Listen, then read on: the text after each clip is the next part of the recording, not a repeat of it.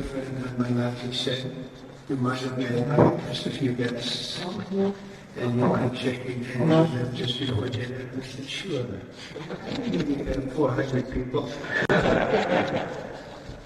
That's an honor. I know so many of us are great people. I want to thank His Highness Sheikh Tamim and personally thank you very much. It's a great honor.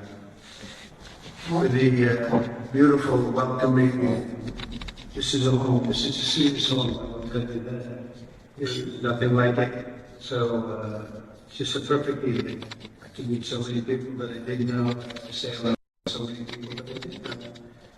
And it's a true privilege to visit your country, special country, and gather with friends. It's a majestic palace indeed, which must be among the most elegant anywhere in the world.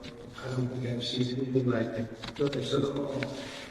I want to recognize the Prime Minister who's done a fantastic job, His Excellency Sheikh Mohammed, whom I was honored to host at the White House for dinner last month. Qatar has returned the favor with unbelievable splendor and warmth. I'm honored to be the first American president ever to officially visit your great country. It's a great honor for me, especially since I've known the incredible gentleman on my left for a long time, longer than I've been in politics. I knew him then, and I said, this guy's going to make it someday. And I guess I was right, but I don't know, a long time. He's been my friend for a long time. And it's a real honor. I didn't know that I was going to be president, and I didn't know how successful he would be, and what he's done with this incredible piece of land, this beautiful piece of land that he's done is incredible, unthinkable. So we were both on much different positions long ago, and it's been a lot of fun for me to see him rise. I also thank many other giant leaders who joined us, and let me say to my chief of staff, a very, very special person. She is considered the most powerful woman on earth. I agree. If you know her, you would know that anyway. The most powerful woman, but she's really one of the greatest people you'll ever meet. Susie Wiles, I want to say happy birthday to you, Susie. Happy birthday. This is your birthday.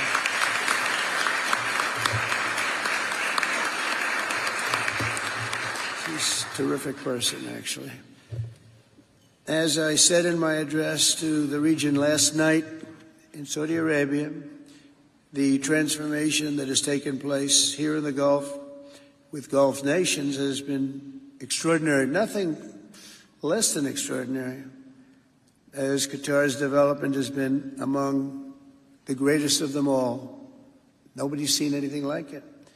Your country now stands as a hub of global commerce, acts as a key diplomatic force on the world stage, and has even hosted the World Cup. People said, oh, the World Cup is going, and by the way, Johnny's here someplace. Where's Johnny? Congratulations, Johnny, because you're going to be with us next. He's coming to the United States, actually. Thank you very much. Great job you do, Johnny. The Emir is building a stunning legacy of economic progress, engineering marvels, what I've seen is incredible, and cultural attainment that should make this entire nation so very, very proud. They are proud. A lot of friends that live here, they're so proud. You only have to look at the shimmering skyline of Doha or the beautiful waterfront promenade, which I just looked at a little while ago. There wasn't a tree out of place. Everything's perfect.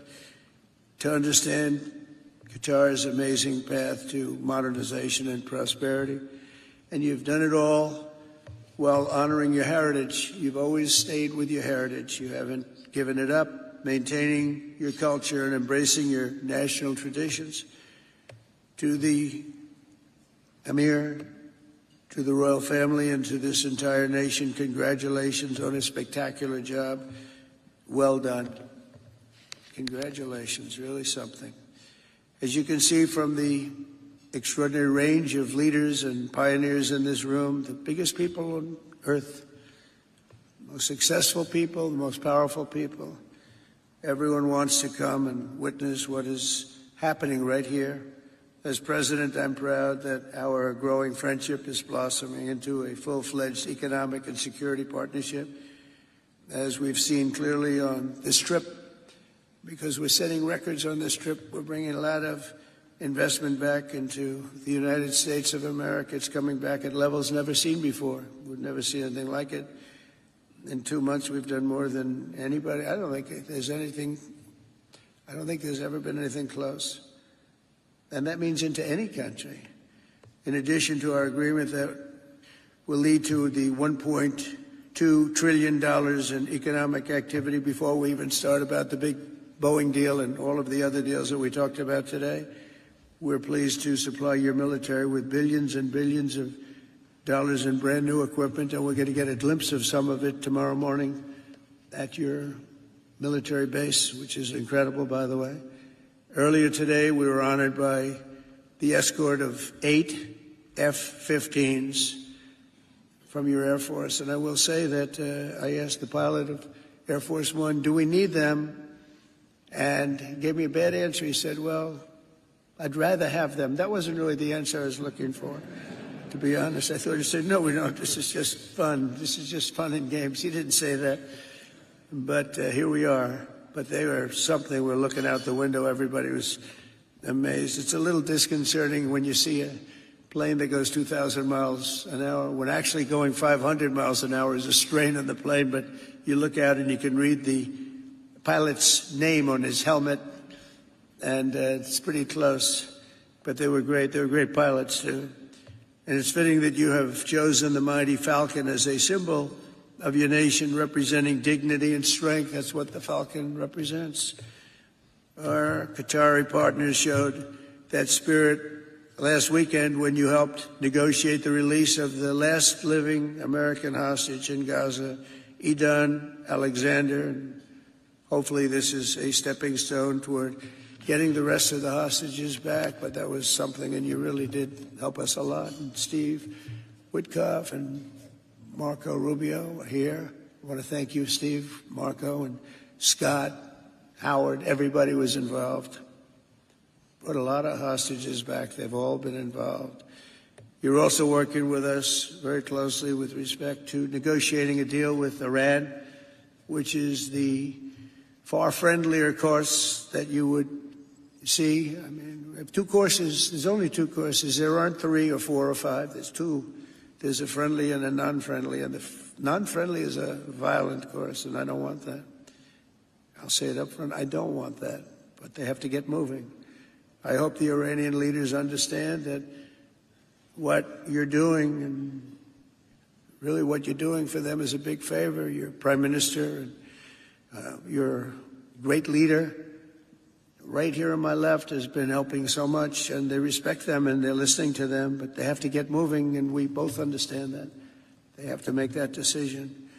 It's their decision, because we want to see Iran do well, and thrive, and be successful, and everybody be happy. I know many Iranians living in New York and Washington, D.C., and they're great people, and we want to have this end peacefully, not horribly. So I just want to thank Your Highness for that act of help. But we're really helping the region. We're helping the world. We're helping your country. And we'll try and get it done. If we can, we're going to try and get it done. They have to move quickly. And I just hope Iran realizes what a good friend they have right here. And in a certain sense, I guess I'm a good friend, because a lot of people would rather have me take a much more harsh road. But I know that if we can avoid that road, that would be a great thing. And I'd like to do that. This is an exciting time in America. As you know, it's really exciting. As you're hearing and seeing after years of recruiting shortfalls into the military, enlistment has now reached the highest point in probably history, but definitely 30 years, including for police and firefighters. But our military, we have the highest recruitment we've ever had. And just about a year ago, you read headlines that people weren't joining the military. We had a lot of empty spaces that we had to fill, and we weren't able to fill them.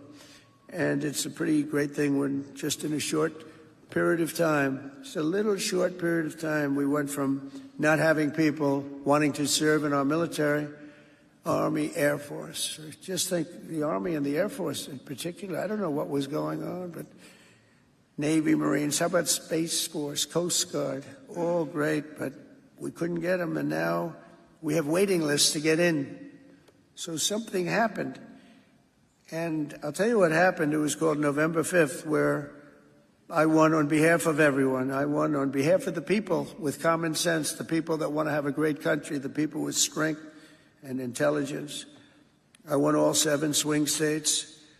The popular vote by millions and millions of votes. The Electoral College, 312 to 226. Remember, they were saying, well, he might get to 270.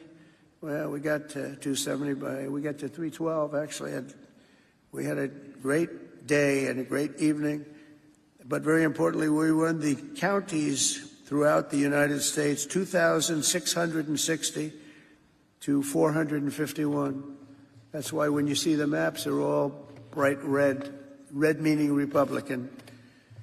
So that was really something. There's a spirit going on in our country that we haven't seen in many, many years. But from that moment on, our country has taken in commitments. We think it's probably Scott is here and Howard's here, Commerce. The Secretary of Treasury, Scott, has been great. Howard's been great. But I think these numbers are maybe making them look better than they're supposed to be looking. Where are they? Howard, where are you? And there's Howard. Stand up, Howard. And where's Scott? Boy, oh, well, you're not too far away, huh? He's become a big star. You know, every time he goes on television, everything goes up. And sometimes they say it more forcefully, but he shouldn't do what I'm telling him. Because every time he goes, he's really considered one of the great gurus, one of the great geniuses of markets and understanding markets, and he does understand the market, and he also understands that we took on a terrible situation that was left to us by a prior administration, and within a short period of time, I think we're in great shape. I think we're one of the most, maybe the most talked about. We are the most talked about country anywhere in the world. We're really, and this is in a short period of time. This is during really 100 days, a little more than 3 months, and let's say the first month doesn't count because for the first months I wanted to fix up the Oval Office, make it look really nice.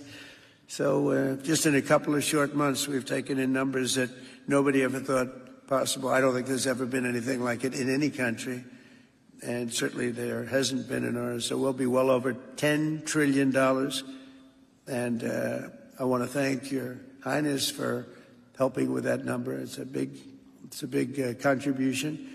But you know you can count on us, and you know that it's going to be a great investment for you. And it's been a great investment over the years. So tonight, let us give thanks for the blessings of this friendship. We have a great friendship, our country and your country, added to by our friendship.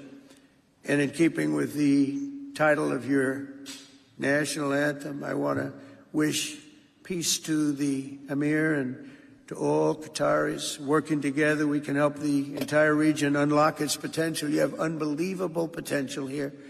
Such great, such rich land, such beautiful, magnificent. It's just a magnificent place. And you're unlocking its potential. And you have a truly great leader and royal family. You have a great leader because you can have great land, you can have great wealth, you could have oil all over the place, you could have the oil and gas like nobody has. If you don't have a good leader, it doesn't mean a thing, and you see it all the time. There are a lot of places with oil. There are a lot of places with everything that you're supposed to have for success, and they're not successful. But you're successful because of a man that's sitting on my left that's a special man. So I just want to say it's an honor to be with you tonight, and I look forward to coming back and watching some more buildings go up and everything else that you're doing. You're at a level that few people can even think about.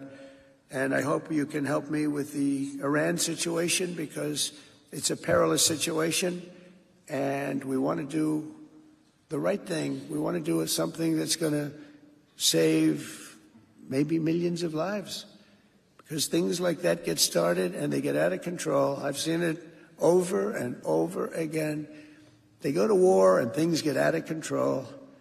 And we're not going to let that happen. So I want to thank you and Prime Minister and everybody else for the help you've given us, and in turn will do things for you that I think you'll be very, very happy about.